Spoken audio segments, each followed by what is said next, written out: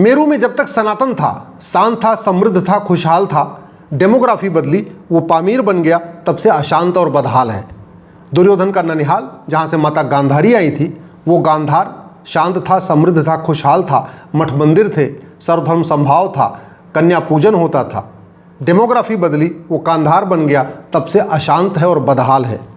कुंभा, जब तक वहाँ सनातन था, शांत, समृद्ध, खुशहाल था, जैसे डेमोग्राफी बदली, वो काबुल बन गया, तब से बदहाल है, फटेहाल है, रोज बम धमाके हो रहे। पर्शिया, जब तक वहाँ सनातन था, शांत था, समृद्ध था, खुशहाल था, बहन बेटियों को पूरी स्वतंत्रता थी, जैसे वहाँ की डेमोग्राफी बदली, ईरान बन गया, बहन बेटियाँ कैद हो गई हैं, उनकी आज़ादी ख़त्म हो चुकी है, और तब से वो बदहाल है, तब से फटेहाल है। बाल्हिक शांत, समृद्ध, खुशहाल था, जैसे डेमोग्राफी बदली, बल्ख बन गया, इस समय बदहाल है। कैकेय, जब तक वहाँ सनातन था, शांत था, समृद्ध था, खुशहाल था, राजा माता कैकेयी वहीं से आई थी, राजा भरत का ननिहाल था कैकेय, जैसे डेमोग्राफी बदली, वो पेशावर बन गया, तब से बदहाल है, फटेहाल है, और बहन बेटियों की स्वतंत्रता खत्म हो चुकी है।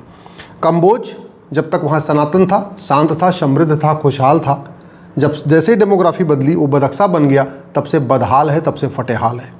सुवास्तु, जब तक वहाँ सनातन था, शांत था, समृद्ध था, खुशहाल था, वहाँ की डेमोग्राफी बदली, उसके बाद वो स्वात घाटी बन गया, तब से वहाँ रोज बम धमाके हो रहे हैं, आतंकवादियों का अड्डा बन चुका है। तक्षशिला, जब तक वहाँ सनातन था, शांत था, समृद्ध था, खुशहाल था, दुनिया का सबसे बड़ा नॉलेज सेंटर था, वहाँ पे बड़े बड़े रिसर्च हुआ करते थे, वहाँ की डेमोग्राफी बदली, वो रावलपिंडी बन गया, तब से वहाँ रोज बम धमाके हो रहे हैं। दुनिया के अनेकों देशों में ये हुआ है, जहाँ जहाँ सनातन घटा है, वहाँ वहाँ समृद्धि खत्म हुई है, वहाँ वहाँ अशांति बढ़ी है। पिछले 2000 साल में भारत के 25 टुकड़े हुए हैं, पिछले 200 साल में भारत के 7 टुकड़े हुए हैं, और जहाँ जहाँ डेमोग्राफी बदली है, वहाँ वहाँ अशांति बढ़ी है, वहाँ वहाँ टुकड़ा हुआ है, वहाँ वहाँ विभाजन हुआ है। कड़वी सच्चाई ये है, गांधी जी सत्य और अहिंसा के पुजारी थे, लेकिन भारत विभाजन नहीं रोक पाए, और विभाजन छोड़िए, विभाजन के बाद हिंदुओं का नरसंहार तक नहीं रोक पाए थे। गए थे वहाँ, उन्होंने शांति मार्च निकाला, कोई फ़र्क नहीं पड़ा, नरसंहार चलता रहा। कड़वी सच्चाई ये है कि पाकिस्तान, अफगानिस्तान, बांग्लादेश में जो वहाँ के दलित थे, उनको प्रताड़ित किया गया, उनको धर्म कन्वर्ट किया गया। जहाँ जहाँ पे सनातन था, वहाँ वहाँ शांति थी, समृद्धि थी, खुशहाली थी। जहाँ सनातन था, वहाँ वसुधैव कुटुम्बकम था, जहाँ सनातन था, वहाँ नारी तू नारायणी थी, यत्र नारस्तु पूज्यते रमन्ते तत्र देवता की भावना थी, सर्वे भवन सुखना की भावना थी, सबका साथ सबका विकास की भावना थी। लेकिन सनातन खत्म हुआ, मजहबी कट्टरता बढ़ी, और बढ़ी तो उसके बाद लगातार टुकड़े होते गए, और 2000 साल में 25 टुकड़े हो गए, पिछले 200 साल में 7 टुकड़े हो गए। अफगानिस्तान, पाकिस्तान, बांग्लादेश में न मठ मंदिर बचे, न वहाँ के पंडा पुजारी बचे, न वहाँ के कथावाचक बचे, न वहाँ के आचार्य बचे, न वहाँ के महामंडलेश्वर बचे। और मैं बाहर की क्यों बात करूँ, मैं भारत की बात करता हूँ। 9 राज्यों की डेमोग्राफी बदल गई है, वहाँ पंडा पुजारी खत्म, मठ और मठाधीश खत्म, आचार्य और महामंडलेश्वर खत्म। अब वहाँ कथा नहीं होती है, न राम कथा होती है, न भागवत कथा होती है।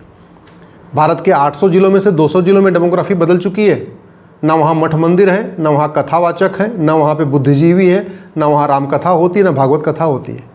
तहसील के हिसाब से देखिए, भारत के 6000 तहसीलों में से 1500 तहसीलों की डेमोग्राफी बदल गई है।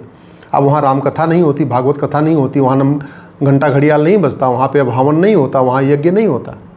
बॉर्डर पे देख लीजिए, 300 तहसील की 300 तहसीलों की डेमोग्राफी बदल गई है। और ये जो 300 तहसीलों की डेमोग्राफी बदली है, 9 राज्यों की डेमोग्राफी बदली है, और 800 जिलों में से 200 जिलों की डेमोग्राफी बदली है, ये पिछले 75 साल में हुआ है। मैं पुरानी बात ही नहीं कर रहा हूँ।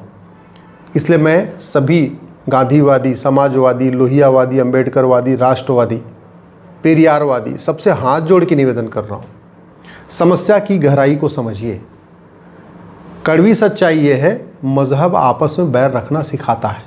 हालांकि कभी इसका उल्टा बोलते हैं, हम कभी कहते हैं मज़हब नहीं सिखाता आपस में बैर रखना, है इसका उल्टा। अगर ये सच होता कि मज़हब आपस में बैर रखना नहीं सिखाता, तो पूरी दुनिया में जो जिस मज़हब को फॉलो करता वो रहता, न किसी का गला कटता, न किसी का धर्मांतरण होता, न कुछ होता। 15वीं शताब्दी में तो हिंदुस्तान में 100% हिंदू ही थे, कोई गैर हिंदू था ही नहीं बाबर के आने के पहले। सारा का सारा धर्मांतरण बाबर के बाद हुआ। और कड़वी सच्चाई ये है कि मज़हब धर्मांतरण सिखाता है, इसलिए बाबर ने धर्मांतरण कराया, हुमायूं ने कराया, अकबर ने कराया, गजनी ने कराया, गोरी ने कराया, खिलजी ने कराया। शेरशाह ने कराया, शाहजहां ने कराया, जिसको जिसको जब जहां मौका मिला सबने धर्मांतरण कराया। तो इसका मतलब मजहब धर्मांतरण तो सिखाता है, मजहब लफ्ज़ जिहाद सिखाता है।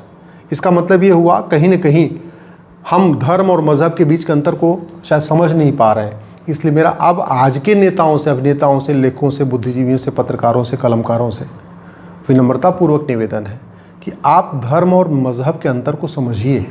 धर्म को मजहब मत समझिए, मजहब को धर्म मत समझिए। धर्म जोड़ता है, मजहब तोड़ता है। इक्वलिटी, जस्टिस, लिबर्टी, फ्रेटर्निटी का कॉन्सेप्ट मजहब में है, लेकिन वो एमंग रिलीजन है, बाहर के लोगों के लिए नहीं है। आज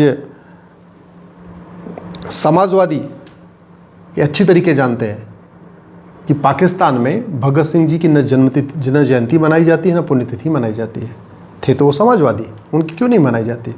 ये समाजवाद, ये लोहियावाद भारत में ही चलता है। पाकिस्तान, अफगानिस्तान, बांग्लादेश, मालदीव में न समाजवाद चलता है, न लोहियावाद चलता है। वामपंथी भी अच्छी तरीके जानते हैं, ये वामपंथ भी भारत में ही चल रहा है। पाकिस्तान, अफगानिस्तान, बांग्लादेश, मालदीव में वामपंथ भी नहीं चलता। ये इस देश के संविधानवादी भी अच्छी तरीके जानते हैं कि ये संविधान तब तक है जब तक हिंदू बहुसंख्यक है। जैसे ही हिंदू जहाँ ख़त्म हुए या हिंदू कम हुए या 50% हुए, उसके बाद संविधान काम नहीं करेगा। और भारत के कई हिस्सों में संविधान काम नहीं करता। कश्मीर में संविधान काम नहीं कर पाया। भारत के 9 राज्यों में जहाँ हिंदू खत्म हो गए हैं, वहाँ रोज़ हिंदुओं का पलायन हो रहा है, उत्पीड़न होता है, संविधान काम नहीं करता, न सुप्रीम कोर्ट काम कर पा रही है। कड़वी सच्चाई ये भी है कि 800 जिलों में से 200 जिलों में जहाँ जहाँ हिंदू खत्म हो चुके हैं, न वहाँ हाई कोर्ट काम कर रही है, न सुप्रीम कोर्ट काम कर रही है, न संविधान काम कर रहा है, न संसद काम कर रही है। ये कड़वी सच्चाई है। भारत के जो पेरियारवादी हैं, जो लगातार जहर उगल रहे हैं, आपस में लड़ा रहे हैं, वो भी अच्छी तरीके जानते हैं कि अफगानिस्तान में हिंदुओं का क्या हुआ, दलितों का क्या हुआ, पाकिस्तान में दलितों का क्या हुआ, बांग्लादेश में दलितों का क्या हुआ, मालदीव में दलितों का क्या हुआ। और भारत के अंदर भी जहाँ जहाँ हिंदू कम हो गए हैं, वहाँ दलितों का कैसे उत्पीड़न हो रहा है। इसको अगर आप लोग भी समझते हैं तो कम से कम अपने जान पहचान के नेता, अभिनेता, लेखक, बुद्धिजीवी, पत्रकार, कलमकारों से मिलिए, उनसे सवाल करिए और इसका समाधान ढूंढने की कोशिश करिए। उनसे सवाल करिए कि जब मज़हब के आधार पर विभाजन हो चुका है तो मज़हब के आधार पर नियम कानून क्यों चल रहा है। जब मज़हब के आधार पर विभाजन हो चुका है तो मज़हब के आधार पर बोर्ड और ट्रिब्यूनल क्यों चल रहा है। जब मज़हब के आधार पर विभाजन हो चुका है तो मज़हब के आधार पर आयोग और मंत्रालय क्यों चल रहा है। जब मज़हब के आधार पर विभाजन हो चुका है तो मज़हब के आधार पर स्कूल और कॉलेज क्यों चल रहा है। जब मज़हब के आधार पर विभाजन हो चुका है तो फिर लोन और वजीफ़ा क्यों चल रहा है। जब अच्छी तरीके पता है कि जब जब घटे तब तब कटे, जहाँ जहाँ घटे तब तहाँ तहाँ कटे, तो फिर लफ्ज़ जिहाद के खिलाफ केंद्र राष्ट्रीय स्तर पे कानून क्यों नहीं बन रहा है। जब पता है कि जब जब घटेंगे तो कटेंगे, तो फिर धर्मांतरण के खिलाफ राष्ट्रीय स्तर पे संसद में कानून क्यों नहीं बन रहा है। जब पता है कि घटेंगे तो कटेंगे, तो जनसंख्या नियंत्रण कानून क्यों नहीं बन रहा है। जब पता है कि घटेंगे तो कटेंगे, तो घुसपैठ नियंत्रण कानून क्यों नहीं बन रहा है। जब पता है कि घटेंगे तो कटेंगे, तो ड्रग के खिलाफ कठोर कानून क्यों नहीं बन रहा है। जब पता है कि भारत में अराजकता फैलाने के लिए विदेशी फंडिंग आ रही है, तो FCRA कानून क्यों नहीं ख़त्म हो रहा है। जब पता है कि भारत में जितना भी कार्य हो रहा है, देश विरोधी कार्य, इस सबकी अंदर से फंडिंग हो रही है, तो हवाला के खिलाफ कठोर कानून क्यों नहीं बन रहा है। ब्लैक मनी के खिलाफ कठोर कानून क्यों नहीं बन रहा है। ब्लैक मनी और मनी लॉन्ड्रिंग को जड़ से ख़त्म करने का प्रयास क्यों नहीं किया जा रहा है। जब पता है कि इस अश्लीलता के कारण, फुहड़ता के कारण और ड्रग के कारण हमारी यंग जनरेशन बर्बाद होती जा रही है, तो उस पर नियंत्रण के लिए कठोर कानून क्यों नहीं बन रहा है। क्या बातें करने से अश्लीलता ख़त्म होगी, फुहड़ता ख़त्म होगी, नशे का कारोबार ख़त्म होगा। क्या केवल सेमिनार करने से और कानक्लेव करने से लफ्ज़ जिहाद रुक जाएगा। क्या सेमिनार करने से, कानक्लेव करने से धर्मांतरण रुक जाएगा, विदेशी फंडिंग रुक जाएगी, घुसपैठिए आना बंद कर देंगे या घुसपैठिए अपने आप भाग जाएंगे। क्या होगा क्या। जब पता है समस्या का समाधान संसद से निकलेगा, तो फिर सांसदों से सवाल क्यों नहीं कर रहे हैं।